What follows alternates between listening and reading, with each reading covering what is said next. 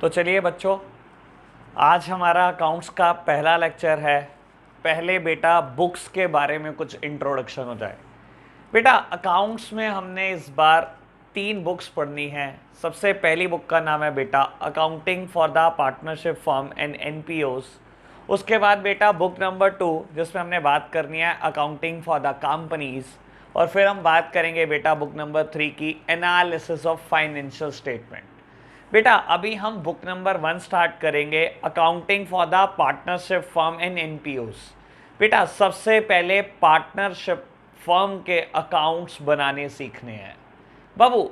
आज उसमें भी हम चैप्टर नंबर 2 स्टार्ट कर रहे हैं फंडामेंटल। ठीक है ना बेटा, हम पार्टनरशिप के फंडामेंटल पढ़ने जा रहे हैं, इंट्रोडक्शन टू द पार्टनरशिप पढ़ने जा रहे हैं बाबू।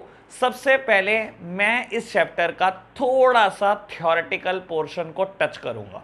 मेरे प्यारे बच्चे सब मेरी तरफ देख रहे हैं बाबू। हम बात करेंगे पार्टनरशिप की बाबू। पार्टनरशिप फर्म में 2 डॉक्यूमेंट बनते हैं, बड़े ही इंपॉर्टेंट 2 डॉक्यूमेंट बनते हैं।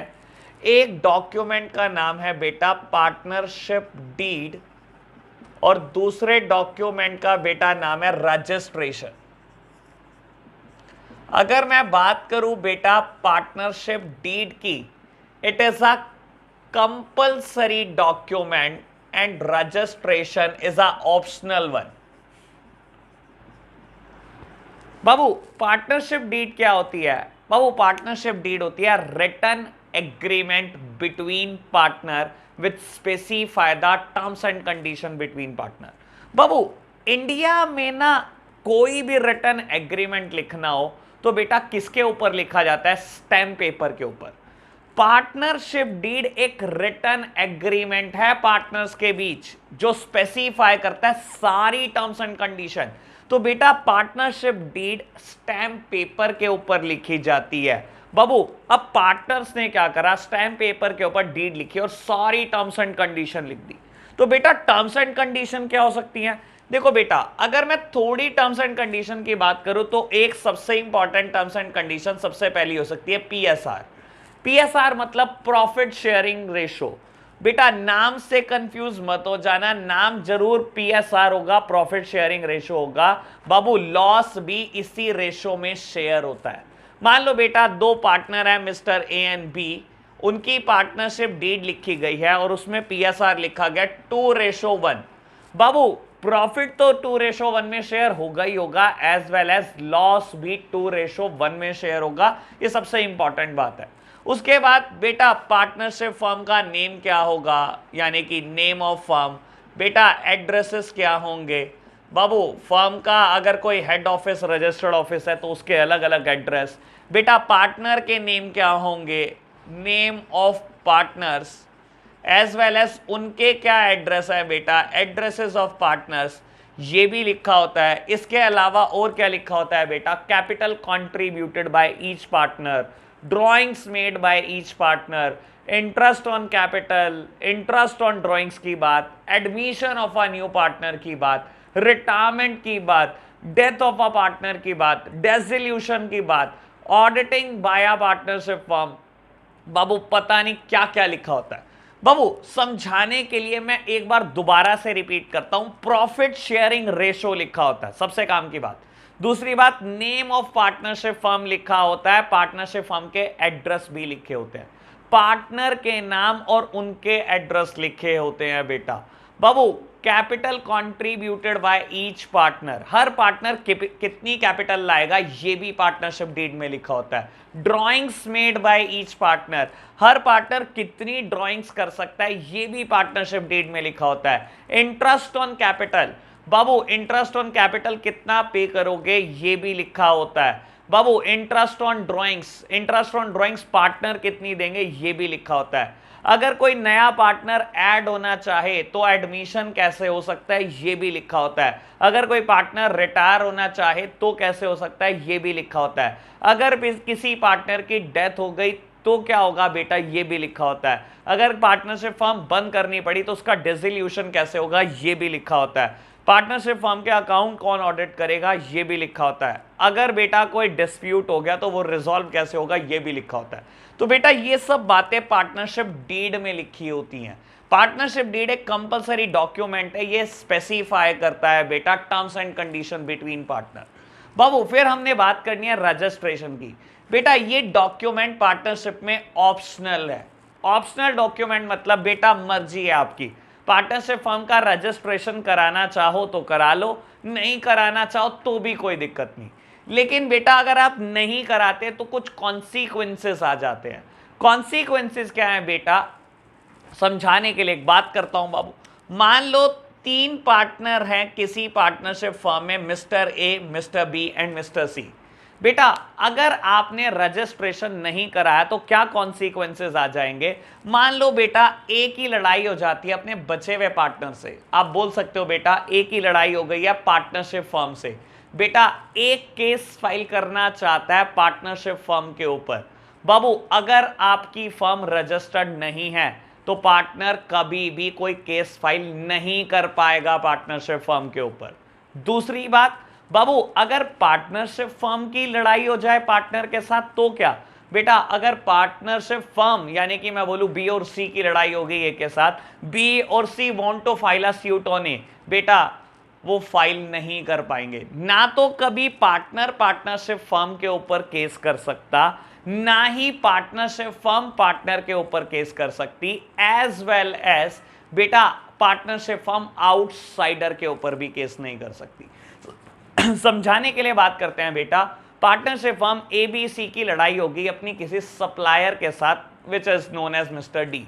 बाबू एबीसी मिस्टर डी के ऊपर सूट केस फाइल करना चाहते हैं, बेटा क्या एबीसी कर पाएंगे? कभी भी नहीं कर पाएंगे। बेटा अगर आपकी पार्टनरशिप फर्म रजिस्टर्ड नहीं है तो 3 कॉन्सिक्वेंसेज आ जाते हैं। ना तो पार्टनर पार्टनरशिप फर्म के ऊपर केस कर सकता, ना ही पार्टनरशिप फर्म पार्टनर के ऊपर केस कर सकती, और ना ही बेटा पार्टनरशिप फर्म किसी आउटसाइडर के ऊपर केस कर सकती है। तो बेटा ये हमारा एक छोटा सा थ्योरेटिकल पॉइंट ऑफ व्यू से एक टॉपिक था जो हमें टच करना था, मैंने वो टच कर लिया। अब हम बेटा टॉपिक नंबर 2 स्टार्ट करेंगे जिसमें हम बेटा पार्टनरशिप की डेफिनेशन को कवर करेंगे। बाबू अब हम बात करने जा रहे हैं पार्टनरशिप की। बाबू जब चैप्टर का नाम ही फंडामेंटल ऑफ पार्टनरशिप है तो ये तो पता ही होना चाहिए ना कि पार्टनरशिप क्या चीज होती है। लो जी समझते हैं बेटा।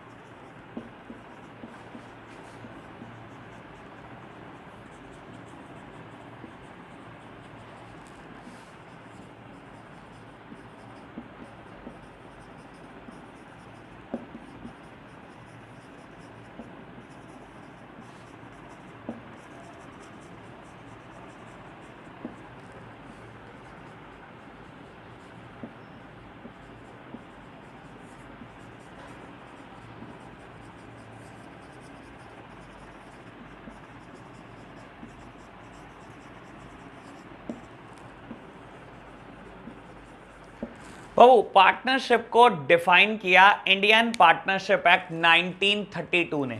इंडियन पार्टनरशिप एक्ट 1932 ने डेफिनेशन दी, इसने बताया कि हमारी नजर में पार्टनरशिप क्या है। कहता है बेटा partnership is the relation between person who have agreed to share the profit of the business. बेटा मैं इस डेफिनेशन के ना 2 पार्ट कर लूंगा। मैं पहले बेटा आपको पार्टनरशिप से स्टार्ट करके बिजनेस वर्ड तक समझाऊंगा, फिर बेटा कैरिड ऑन से स्टार्ट करके फॉर ऑल वर्ड तक समझाऊंगा। बेटा समझने की कोशिश करना। कहता है पार्टनरशिप क्या है? Partnership is the relation between person. बेटा पार्टनरशिप क्या है? लोगों के बीच की ऐसी रिलेशन जब वो अपना प्रॉफिट बांटने को तैयार हो जाए।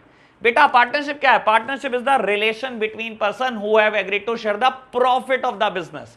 पार्टनरशिप क्या है बेटा? लोगों के बीच की ऐसी रिलेशन जब वो अपना प्रॉफिट बांटने को तैयार हो जाए।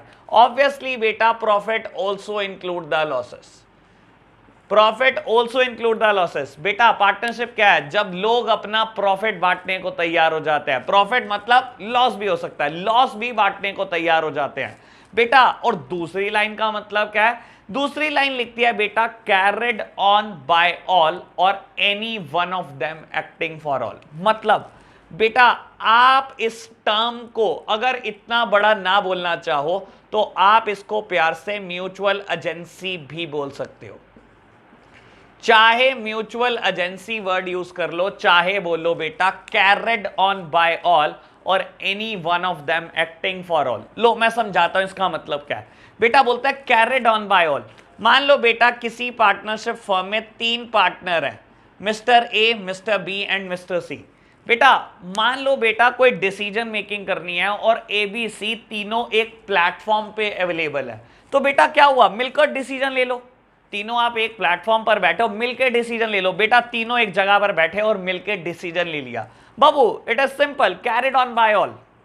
सब मिलकर फॉर्म चला रहे हैं। बाबू ये बात तो बड़ी सिंपल है समझनी, कैरिड ऑन बाय ऑल, सब मिलकर फॉर्म चला रहे हैं। आगे की बात क्या है? Or any one of them acting for all. बाबू क्या एक बंदा सबके बिहाफ पर एक्ट कर सकता है? बिल्कुल यही बात है बेटा। मान लो मैं एक बात बोलता हूं बाबू, मान लो एक प्रोजेक्ट में इन्वेस्टमेंट करने की अपॉर्चुनिटी मिल रही है पार्टनरशिप फर्म को। ए बी सी तीनों को एनालिसिस करने जाना है उस प्रोजेक्ट के ऊपर, लेट्स सपोज दिल्ली। बी और सी को अचानक से कोई काम आ गया और ए गया एनालिसिस करने उस प्रोजेक्ट पे। बाबू ए को प्राइमा फेशिया प्रोजेक्ट अच्छा लगा और उसने प्रोजेक्ट में इन्वेस्टमेंट करने के लिए डॉक्यूमेंट्स पे सिग्नेचर कर दिए। क्या होगा अब? बेटा ये प्रोजेक्ट अब खाली ए पर नहीं लगता। क्या लिखा हुआ है डेफिनेशन में? सब मिलकर तो फर्म चला ही सकते हैं, any one of them acting for all. क्या एक पर्सन, क्या कोई एक सबके बिहाफ पर भी एक्ट कर सकता है? 100% कर सकता है बेटा। जब ए ने ये सिग्नेचर करे ना, ये एक्ट, ये पार्टनरशिप खाली बेटा बाइंड नहीं हुई, ये प्रोजेक्ट खाली बाइंड ए पर नहीं हुआ बेटा, ए बी सी तीनों पर हो गया, इस पूरी पार्टनरशिप फर्म के ऊपर बाइंड हो गया बेटा। बाबू देखो एक सिंपल सा प्रिंसिपल है, हम इस बात को बोलते हैं कि जो सारे के सारे पार्टनर है ना किसी भी पार्टनरशिप फर्म के, ये सारे के सारे प्रिंसिपल भी होते हैं और एजेंट भी होते हैं। बाबू प्रिंसिपल मतलब ये तीनों मालिक तो हैं ही हैं पार्टनरशिप फर्म के, एज वेल एज एजेंट भी हैं। एजेंट मतलब नौकर भी हैं। जब ए उस प्रोजेक्ट के ऊपर साइन करके आया ना बेटा, ए एजेंट की तरह काम कर रहा है और बी और सी प्रिंसिपल बनकर, मालिक बनकर घर बैठे हुए हैं बेटा। ऐसे ही केस में कभी बी चला गया तो बी एजेंट हो जाएगा, उन केस में ए और सी प्रिंसिपल हो जाएंगे। कभी सी चला गया तो सी एजेंट हो जाएगा बेटा, ए और बी प्रिंसिपल हो जाएंगे। तो सारे के सारे पार्टनर बेटा प्रिंसिपल भी होते हैं, एजेंट भी होते हैं, एज वेल एज बेटा एक पार्टनर अपने एक्ट से पूरी फर्म बाइंड कर देता है बेटा।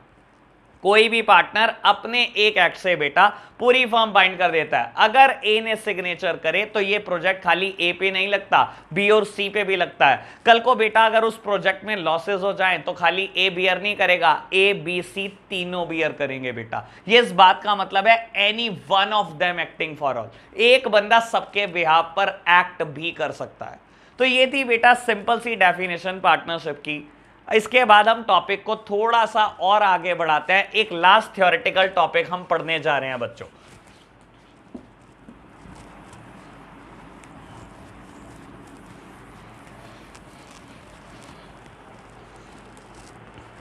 बाबू मुझे पढ़ाना है types of partner.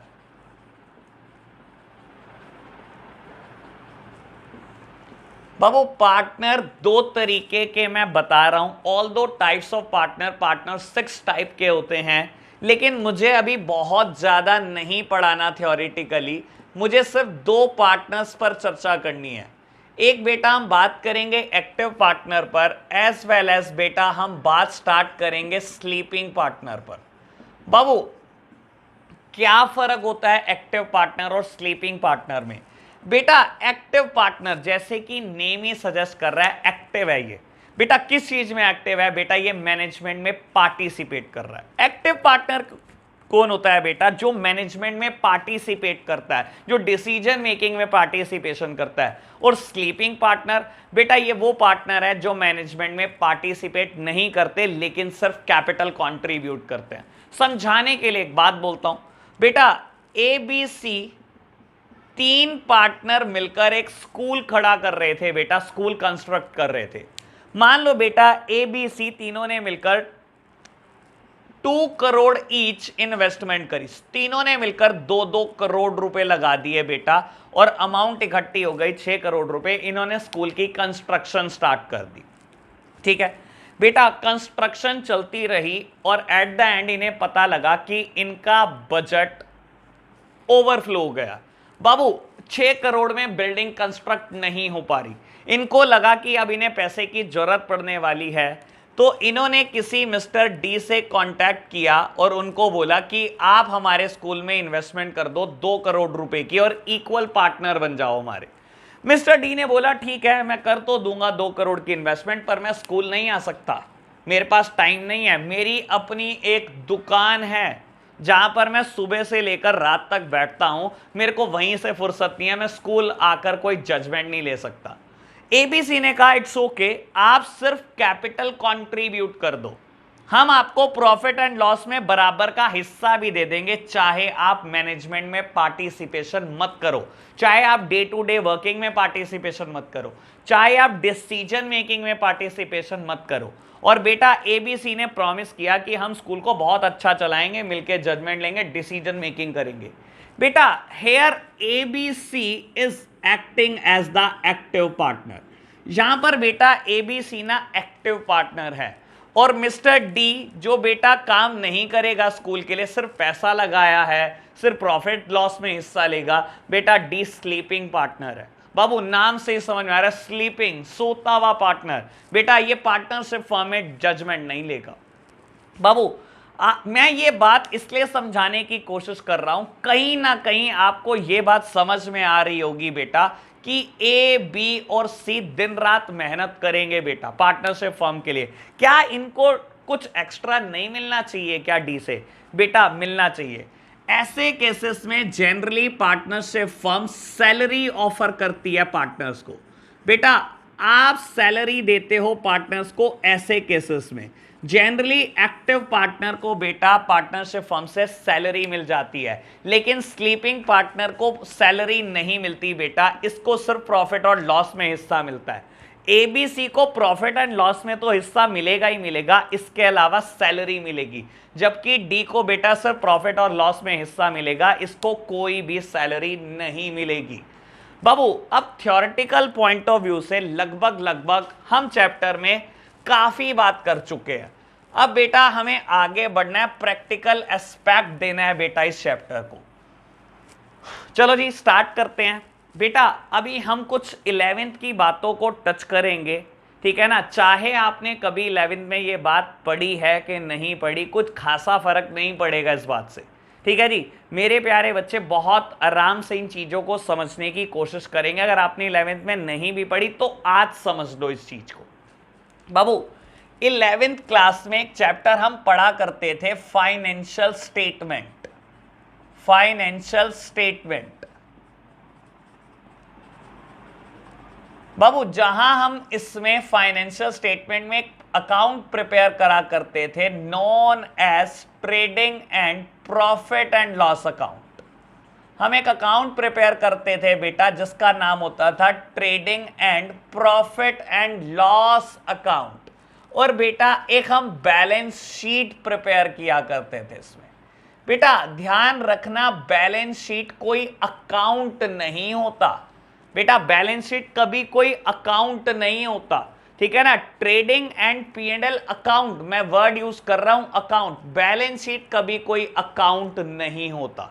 Babu trading and P&L account का फॉर्मेट अलग है और बैलेंस शीट का फॉर्मेट अलग है। बाबू आप कैसे फॉर्मेट बनाते थे, लो मैं समझाने की कोशिश करता हूं आपको। बेटा सबसे पहले हम लिखते थे पर्टिकुलर्स अमाउंट पर्टिकुलर्स अमाउंट। और बेटा बैलेंस शीट का फॉर्मेट, बाबू बैलेंस शीट में फॉर्मेट थोड़ा सा बदल जाता है बेटा। यहां पर हम लेफ्ट हैंड साइड लिखते हैं liabilities amount assets and amount. बाबू जैसे कि इसका नाम सजेस्ट करता है बैलेंस शीट, बेटा बैलेंस शीट हमेशा बैलेंस्ड होती है, हमेशा बैलेंस्ड होती है। क्यों बैलेंस्ड होती है बेटा? बाबू ऐसा माना जाता है बेटा, हर डेबिट का अपना एक क्रेडिट होता है, हर एसेट की अपनी एक लायबिलिटी होती है बेटा। क्योंकि अकाउंट्स में हर डेबिट का अपना एक क्रेडिट होता है बेटा, यानी कि debit side must be equivalent to the credit side. बाबू इसी वजह से बैलेंस शीट हमेशा बैलेंस होती है। लेफ्ट हैंड साइड हम अपनी सारी लायबिलिटीज लिखते हैं। लायबिलिटीज मींस ऑब्लिगेशन, ये हमारी रिस्पॉन्सिबिलिटीज है, ये हमारी सारी जिम्मेदारियां हैं। मैंने किसी का नाम नहीं लिखा, लेकिन मैं एक ओवरव्यू देने की कोशिश कर रहा हूं बेटा। ये सब हमारी जिम्मेदारियां हैं, हमारी ऑब्लिगेशन है, हमने किसके किसके पैसे देने हैं। और बेटा एसेट साइड, बेटा ये सब हमारी प्रॉपर्टीज है, ये सब हमारी प्रॉपर्टीज है बेटा। हमने कितनी प्रॉपर्टी, कितनी एसेट बिजनेस में खड़ी कर दी है बेटा, ये एसेट साइड है हमारी। बाबू मैं मुद्दे पर वापस आता हूं, trading and profit and loss account. बेटा ये दो अकाउंट है बाबू, ऊपर हम प्रिपेयर करते हैं ट्रेडिंग अकाउंट और बेटा नीचे हम प्रिपेयर करते हैं P&L अकाउंट। ये दोनों अकाउंट इकट्ठे प्रिपेयर किए जाते हैं बाबू। अब बात को समझने की कोशिश करेंगे, ट्रेडिंग एंड P&L अकाउंट का नेचर कैसा होता है बेटा। ट्रेडिंग एंड P&L अकाउंट आप पढ़ते थे 11th क्लास में, आपको टीचर पढ़ाया करते थे कि इसका नेचर होता है नॉमिनल अकाउंट। नॉमिनल अकाउंट मतलब बेटा, नॉमिनल अकाउंट का ना एक प्रिंसिपल है। नॉमिनल अकाउंट बोलता है डेबिट कर दो, डेबिट कर दो all the expenses and losses, debit कर दो सारे के सारे एक्सपेंसेस को, सारे के सारे लॉसेस को। और बेटा क्रेडिट कर दो, किसको क्रेडिट कर दो? All the income and gains, सारी की सारी इनकम, सारे के सारे गेन्स को क्रेडिट कर दो। बाबू इस अकाउंट का नेचर ही यही है बेटा, ये कहता है सारे खर्चे, सारे लॉसेस डेबिट, सारी की सारी इनकम, सारे के सारे गेन्स क्रेडिट। बेटा डेबिट और क्रेडिट, बाबू ये साइड ना हमारी डेबिट साइड होती है, और बेटा राइट हैंड साइड हमारी क्रेडिट साइड होती है हमेशा बेटा। किसी भी अकाउंट में बेटा ऐसा ही होता है बाबू। ये जो साइड होती है हमारी डेबिट साइड होती है, और जो राइट हैंड साइड होती है हमारी क्रेडिट साइड होती है। यानी कि बेटा अगर किसी इनकम की बात करोगे, किसी गेन की बात करोगे, ये सब आपको क्रेडिट साइड रिकॉर्ड करना है। बिल्कुल बच्चों, इसको आप क्रेडिट साइड भी बोल सकते हो, या बेटा हम इसको बाय साइड भी बोल सकते हैं। अगर हम यहां पर कुछ भी रिकॉर्ड करेंगे तो बेटा बाय वर्ड लिखकर रिकॉर्ड करेंगे, जैसे कि बेटा बाय सेल्स, या बोल सकते हो बाय कमीशन। मैं ये नहीं सिखा रहा हूं बेटा कि कौन सी आइटम ट्रेडिंग अकाउंट में जाएगी या कौन सी P&L अकाउंट में जाएगी, लेकिन बस मैं ये बताने की कोशिश कर रहा हूं ये जो मेरी साइड है ये क्रेडिट साइड है, मेरे इनकम की साइड है, या मेरी बाय साइड है, कुछ भी बोल लो बेटा आप इसको। और ये साइड बेटा आप बोल सकते हो ये साइड मेरी डेबिट साइड है, डेबिट साइड है, या टू साइड है बेटा, या लॉसेस की साइड है बेटा, कुछ भी बोल लो आप इसको। या सारे खर्चे, सारे एक्सपेंस या सारे लॉसेस जाएंगे, जिसको आप टू वर्ड से डिनोट करोगे। बोल सकते हो आप बोलने के लिए बेटा टू परचेजेस, या आप बोल सकते हो बेटा टू सैलरी, या कोई और खर्चा टू स्टेशनरी। ये सब बिजनेस के खर्चे हैं बेटा। और खर्चे कहां रिकॉर्ड होंगे बेटा? लिखा हुआ है सारे एक्सपेंसेस को आप डेबिट साइड रिकॉर्ड करोगे। ये रही डेबिट साइड, और आपने इसको टू वर्ड से डिनोट किया है बच्चों। चलो जी आगे बढ़ाते हैं बात को। बेटा अकाउंट्स की एक स्पेशलिटी है बेटा, किसी भी अकाउंट्स को आप बैलेंस करते हो। बैलेंस करना मतलब मैं बोलता हूं मान लो बाबू बिजनेस में मेरे पास सेल है 50,000 रुपए, और बिजनेस में मेरे पास परचेजेस हैं बेटा 20,000 रुपए। बाबू क्या अकाउंट्स हम ऐसे बंद करते हैं? नहीं बेटा, अकाउंट्स का एक रूल है बेटा, अकाउंट को बैलेंस किया जाता है, बैलेंसिंग करते हैं हम किसी भी अकाउंट की। तो बेटा कर दो बैलेंसिंग। कैसे की जाती है बैलेंसिंग? बेटा बैलेंसिंग करने के लिए हम क्या करते हैं, हाईएस्ट टोटल को बोथ साइड लिख लेते हैं। अब खुद सोचो बेटा, परचेजेस मुझे दी हुई हैं 20,000, सेल्स है मेरे पास 50,000, which is highest? Highest is sales. बाबू डेबिट साइड ज्यादा है या क्रेडिट साइड? Credit side. बेटा जो साइड ज्यादा है उसको दोनों तरफ लिख दो। लिख दिया जी। 50,000 ज्यादा है, मैंने 50,000 को बोथ साइड रिकॉर्ड कर दिया। बेटा मेरा बैलेंस किस तरफ आया? मेरा बैलेंस आया टू साइड में। बेटा मेरा बैलेंस आया टू साइड में, क्योंकि बेटा मेरी क्रेडिट साइड ज्यादा थी, मेरी इनकम साइड ज्यादा थी, मेरे खर्चों से मेरी इनकम ज्यादा थी। बेटा ये जो रिजल्ट आएगा ट्रेडिंग अकाउंट का, इसको हम बोलते हैं ग्रॉस प्रॉफिट। इसको हम बोलते हैं बेटा ग्रॉस प्रॉफिट। मेरे प्यारे बच्चों, क्योंकि मेरी इनकम साइड ज्यादा थी, इसी वजह से जो रिजल्ट आया वो प्रॉफिट आया। अगर बेटा वाइसा वर्सा सिचुएशन होती तो दैट मींस अगर परचेजेस 50,000 की होती और सेल्स 20,000 की होती तो बेटा मैं हाईएस्ट टोटल को बोथ साइड लिखता, 50 इधर और 50 इधर। मेरी बैलेंसिंग कहां बचती? बेटा क्रेडिट साइड। दैट मींस मेरी डेबिट साइड ज्यादा है, मेरे खर्चे मेरे लॉसेस ज्यादा हैं as compare to my income. तो बेटा जो रिजल्ट आता वो आता बाय ग्रॉस लॉस, क्योंकि बेटा मेरे खर्चे ज्यादा थे तो मैं लिखता बाय ग्रॉस लॉस। क्योंकि मेरे एग्जांपल में ग्रॉस प्रॉफिट आया है।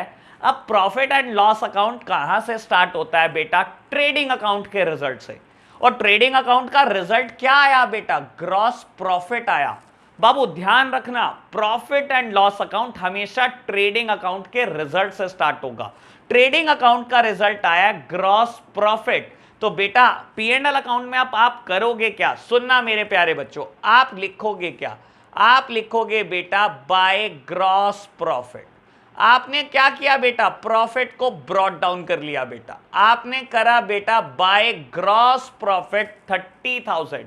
आपने बेटा प्रॉफिट को ब्रॉट डाउन कर दिया और अब P and L account start हो गया।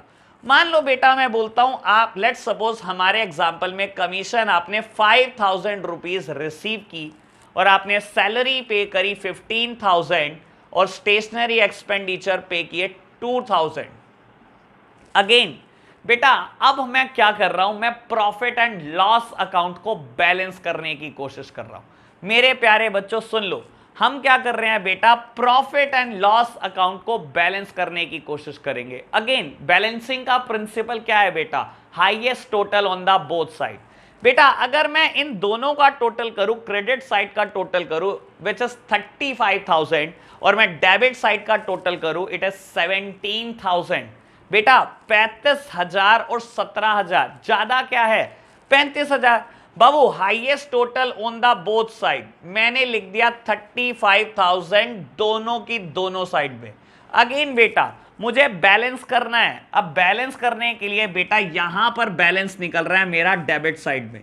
बाबू 18,000 का बैलेंस निकल रहा है। बाबू मैं इसे किस नाम से लिखूंगा? मेरे प्यारे बच्चे बहुत आराम से इस चीज को समझने की कोशिश करेंगे। मैं बेटा इसको प्रॉफिट के नाम से लिखूंगा, वो भी net profit. Profit and loss account का जो रिजल्ट आता है वो आता है नेट प्रॉफिट बेटा, या नेट लॉस भी आ सकता था, क्योंकि यहां पर मेरी बाय साइड ज्यादा थी, मेरी इनकम साइड ज्यादा थी as compare to my expenses. तो जो रिजल्ट आया बेटा उसका नाम है नेट प्रॉफिट। और बेटा अगर गलती से ऐसा होता कि मेरी डेबिट साइड ज्यादा होती तो बेटा जो रिजल्ट आता वो आता बाय नेट लॉस। मेरे प्यारे बच्चों शायद ये बात अब आपको बिल्कुल क्लियर हो चुकी होगी। जो ट्रेडिंग अकाउंट का रिजल्ट आता है वो आता है ग्रॉस प्रॉफिट या ग्रॉस लॉस, और जो पी एंड एल अकाउंट का रिजल्ट आता है वो आता है बेटा नेट प्रॉफिट या नेट लॉसेस। चलो जी आगे बढ़ाते हैं बात को। बेटा बात करते हैं बैलेंस शीट की। बैलेंस शीट में लायबिलिटी साइड जो फर्स्ट आइटम रिकॉर्ड होती है उसका नाम है कैपिटल। बाबू एक प्रोप्राइटर ने जितनी कैपिटल कंट्रीब्यूट करी वो आप लायबिलिटी साइड लिखते हो। अब कुछ बच्चे सोचते होंगे यार मैंने बिजनेस को पैसा लगा दिया बिजनेस में, इसको आप लायबिलिटी साइड क्यों लिख रहे हो? बेटा अकाउंट्स बनाते टाइम हम एक बात मानते हैं कि बिजनेस तू एक बिल्कुल अलग चीज है और बिजनेसमैन तू एक बिल्कुल अलग चीज है। बिजनेस अलग बात, बिजनेसमैन अलग बात। बाबू बिजनेसमैन ने बिजनेस में पैसे लगाए, बिजनेस क्या जवाब दे रहा है? बिजनेस जवाब दे रहा है बिजनेसमैन तेरे 1 लाख वापस करूंगा, कभी ना कभी तेरे 1 लाख वापस कर दूंगा। इसीलिए मान के चलता है बिजनेस की मेरे ऊपर ये कर्जा है। बिजनेस ने कहा, बिजनेस की लायबिलिटी मैं रिकॉर्ड कर रहा हूं बेटा, बिजनेस की लायबिलिटी, बिजनेस की एसेट्स। तो बिजनेस ने बोला कि बिजनेसमैन तूने मेरे अंदर 1 लाख रुपए डालकर बिजनेस शुरू करा, कोई नहीं, मैं तेरे 1 लाख कभी ना कभी वापसी कर दूंगा, ये मेरी जिम्मेदारी हो जाती है। बेटा हमेशा कैपिटल रिकॉर्ड होती है लायबिलिटी साइड में, और हम हमेशा बेटा इसमें ऐड करते हैं नेट प्रॉफिट, और अगर बेटा लॉसेस होते हैं तो हम इसमें से नेट लॉसेस को डिडक्ट कर देते हैं। अगर कभी नेट लॉसेस होते तो डिडक्ट कर देते। अगर बेटा रिजल्ट नेट प्रॉफिट आया तो बेटा मैं इसको ऐड करके लिखता हूं, और अगर बेटा ये लॉसेस आते तो मैं इसको लेस करके लिख देता।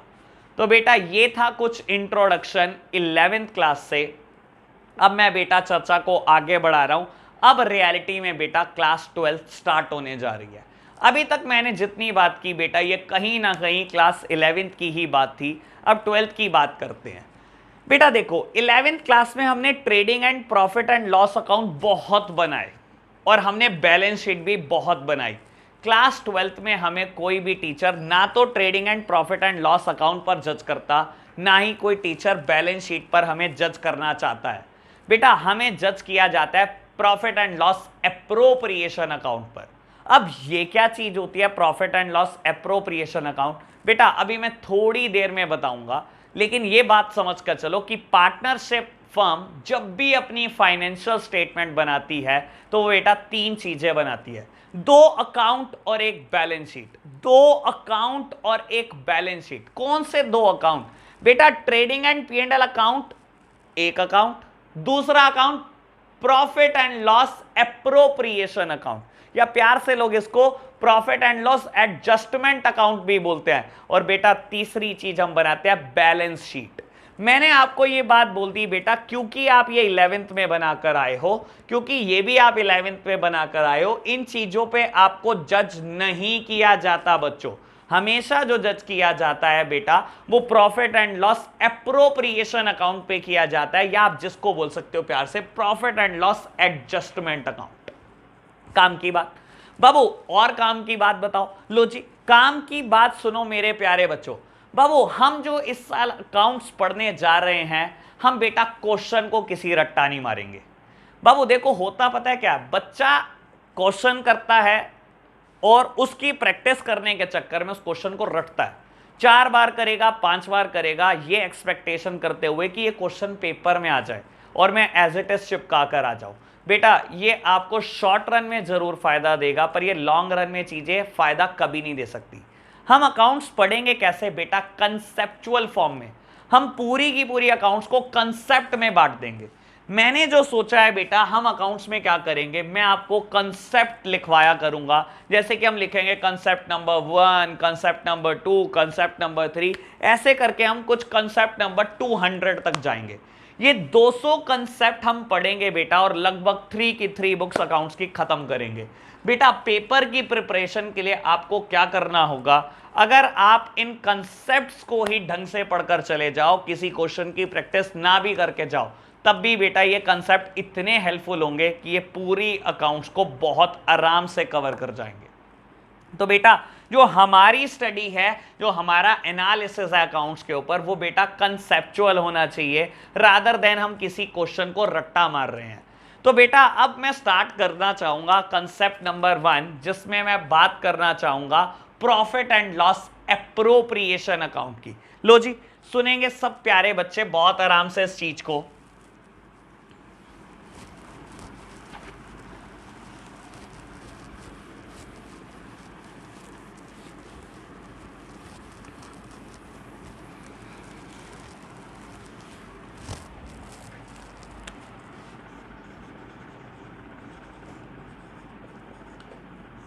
बाबू जब भी हम कोई कंसेप्ट लिखेंगे सबसे पहली चीज होगी कंसेप्ट की heading.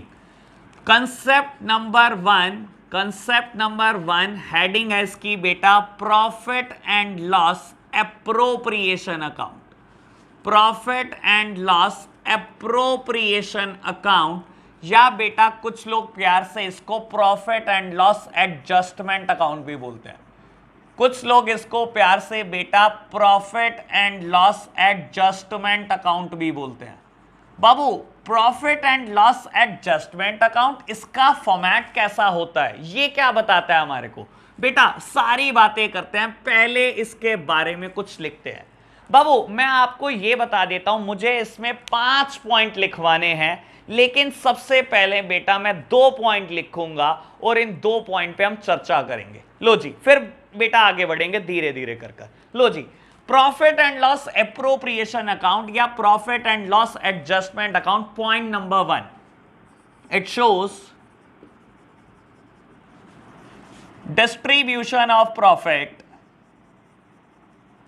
distribution of profit among partners under different head।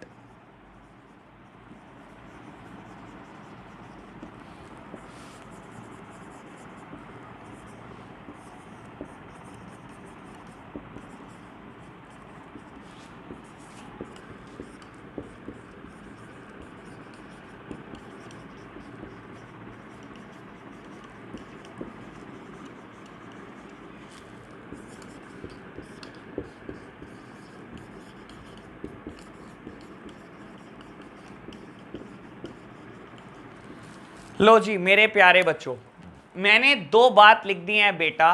Profit and loss appropriation account का दूसरा पॉइंट पहले हम पढ़ रहे हैं।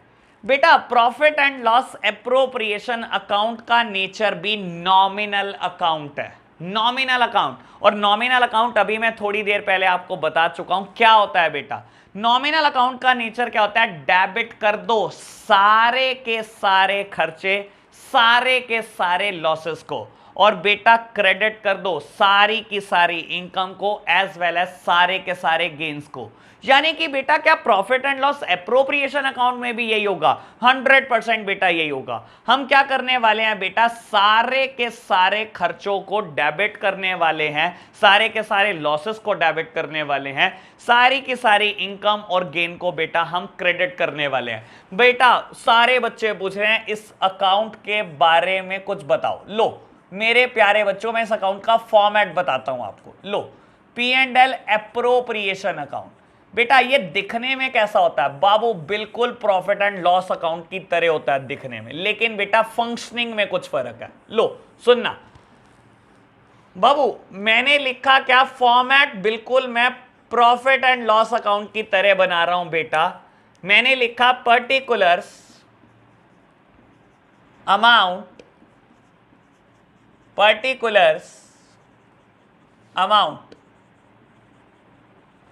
बाबू ये जो मेरी साइड है ये मेरी डेबिट साइड है, या आप इसको टू साइड भी बोल सकते हो।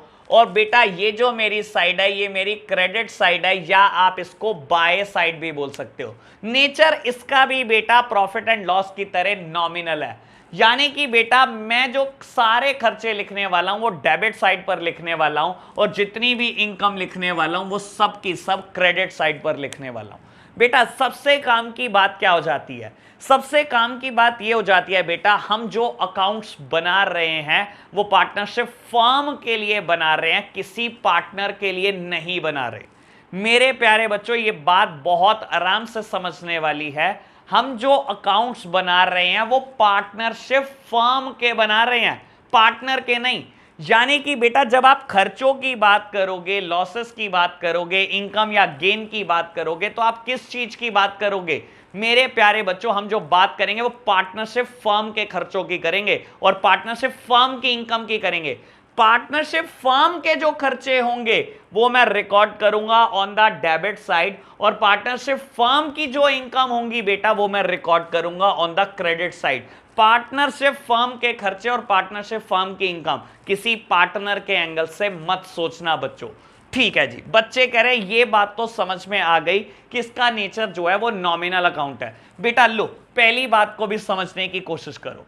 बाबू पहली बात क्या है, it shows distribution of profit among partner under different head. बेटा P and L appropriation account क्यों बनाया जाता है? बेटा पार्टनर्स में प्रॉफिट बांटने के लिए under the different head. Babu partners में प्रॉफिट बांटने के लिए डिफरेंट हेड में, हाँ जी बाबू बात को समझना।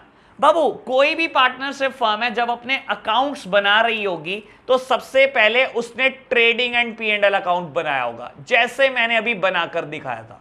ठीक है जी, बनाया होगा trading and P and L account.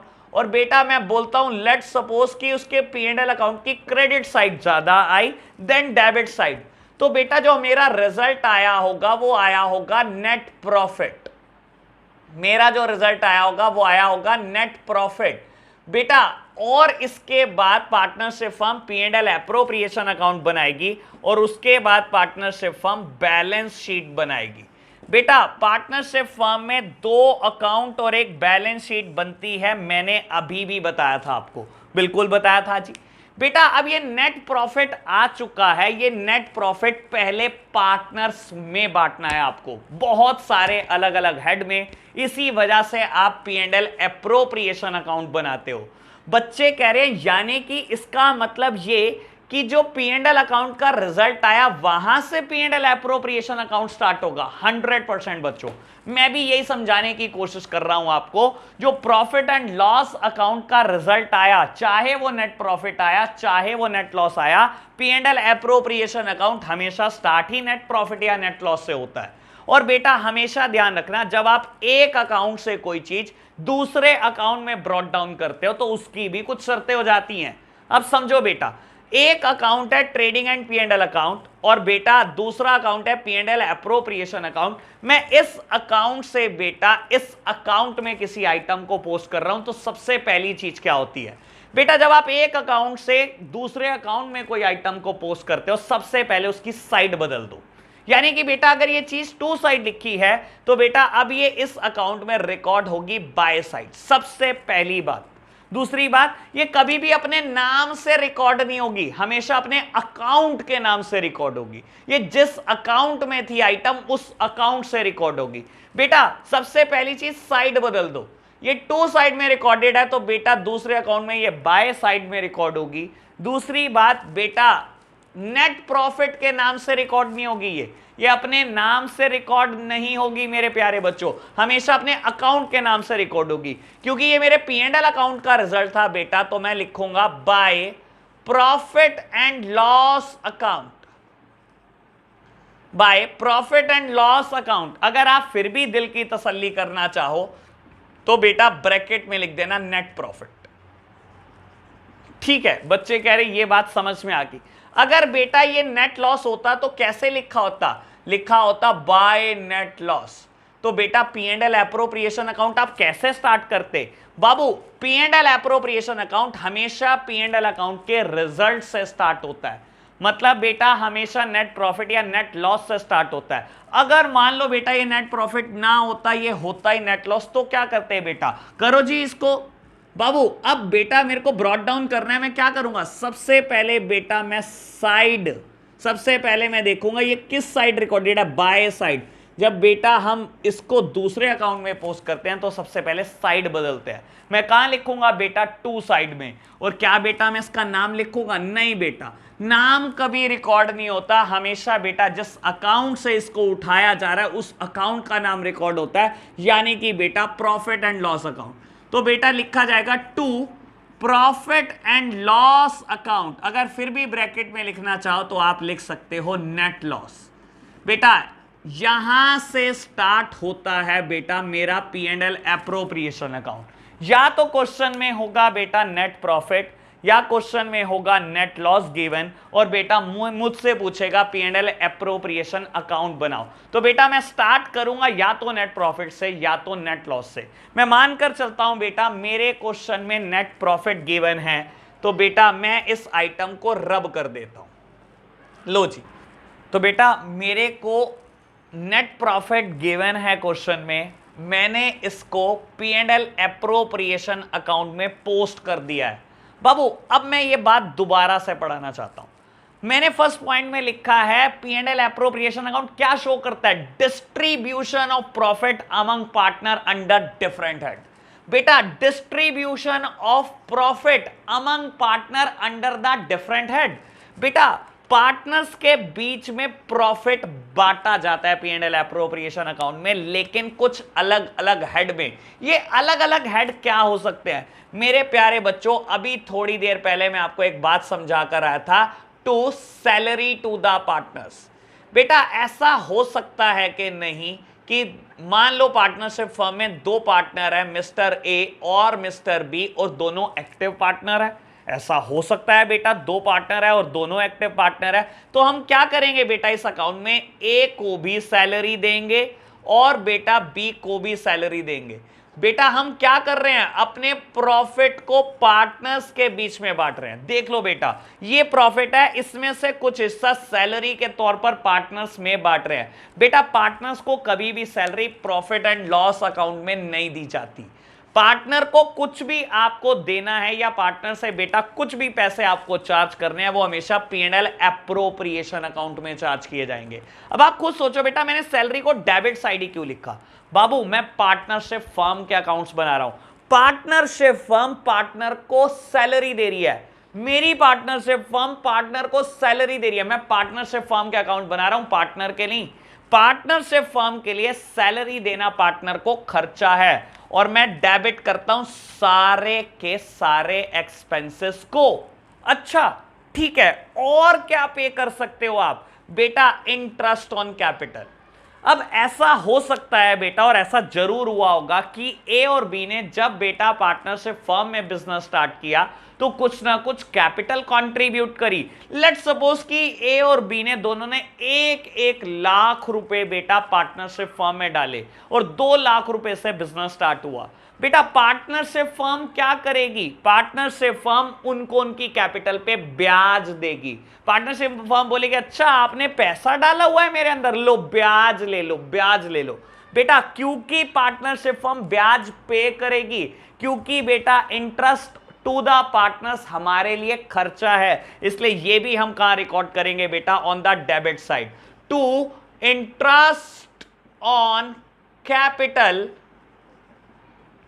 ए की भी कैपिटल पे ब्याज, बी की भी कैपिटल पे ब्याज देंगे बेटा, और बेटा हम ब्याज को इस बाहर लिख देंगे। बाबू हमने अभी तक एक्टिव पार्टनर्स को सैलरी दे दी। हमने बेटा सैलरी इसलिए दी क्योंकि वो दिन रात काम करते हैं। बेटा इंटरेस्ट ऑन कैपिटल देने का लॉजिक बाबू, क्योंकि उन्होंने कैपिटल कंट्रीब्यूट करी बिजनेस में, इसीलिए इंटरेस्ट ऑन कैपिटल उनको दी। क्या हम पार्टनर से कुछ चीज चार्ज भी करते हैं? बेटा चार्ज करते हैं, हम बोलते हैं उसको इंटरेस्ट ऑन ड्रॉइंग्स। समझाने के लिए एक बात करता हूं बेटा, ए और बी ने बिजनेस से पैसा निकाला for the personal use. Drawings क्या होती है बेटा? पर्सनल यूज के लिए पैसा निकालना। पार्टनरशिप फर्म में 5 लाख रुपए मान लो पड़े हुए हैं। बाबू ए ने कहा मुझे घर पे जरूरत है 1 लाख रुपए मैं निकालता हूं। बी ने कहा मुझे भी जरूरत है घर पे, मैं भी 1 लाख रुपए निकालता हूं। दोनों बिजनेस से 1-1 लाख रुपए निकालकर चल दिए घर। बेटा पार्टनरशिप फर्म क्या कहेगी? आपने बिजनेस से पर्सनल यूज के लिए पैसा निकाला, लाओ मुझे ब्याज दो। आपने पैसा निकाला, मुझे ब्याज दो, मेरा पैसा था, पार्टनरशिप फर्म का पैसा था, किसी पार्टनर का पैसा थोड़ी था, हमें ब्याज दो। बेटा हम उनसे ब्याज चार्ज करते हैं, क्योंकि बेटा पार्टनरशिप फर्म के लिए वो चीज इनकम होती है, और सारी की सारी इनकम को मैं रिकॉर्ड करता हूं ऑन द क्रेडिट साइड। सब की सब इनकम को हम रिकॉर्ड करने वाले हैं क्रेडिट साइड। तो बेटा इंटरेस्ट ऑन ड्राइंग्स जो भी आप चार्ज करोगे ए से, इंटरेस्ट ऑन ड्राइंग जो भी चार्ज करोगे आप बी से, बेटा ये रिकॉर्ड होगी ऑन द क्रेडिट साइड। मैं आपको बता सकता हूं बेटा, ये गिन के सिर्फ 4 ही आइटम P&L एप्रोप्रिएशन अकाउंट में होती हैं, और 5वीं आइटम बैलेंसिंग के लिए होती है।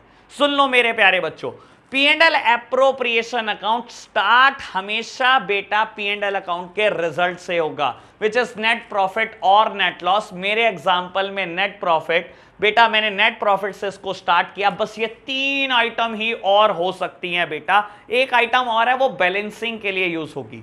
या तो आप इंटरेस्ट ऑन कैपिटल दोगे और सैलरी दोगे, या आप इंटरेस्ट ऑन ड्रॉइंग्स चार्ज करोगे। इसके बाद क्या बेटा, इसके बाद बैलेंसिंग। मान लो बेटा अगेन क्रेडिट साइड हमारी जो आती है उसका टोटल है 1 लाख और डेबिट साइड का टोटल है बेटा मान लो 50,000। तो बेटा हम क्या करेंगे, 50,000 रुपए हम क्या करेंगे बेटा, सबसे पहले हाईएस्ट टोटल को लिख देंगे on the both side. Highest total is 1 lakh, 1 lakh को हमने लिख दिया बोथ साइड। इन दोनों का टोटल 50,000 था, तो बेटा बैलेंस के तौर पर यहां जो अमाउंट बची वो बची 50,000 रुपए। बेटा इस 50,000 का क्या करेंगे बाबू, हम यहां पर लिखेंगे to partners capital account, to partners capital account A और बी।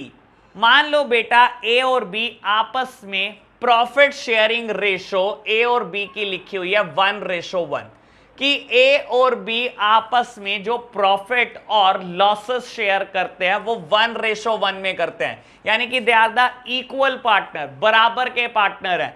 तो बेटा ए भी 25,000 रुपए, ए को भी प्रॉफिट में हिस्सा 25,000 रुपए मिलेगा और बी को भी बेटा प्रॉफिट में हिस्सा 25,000 रुपए मिलेगा।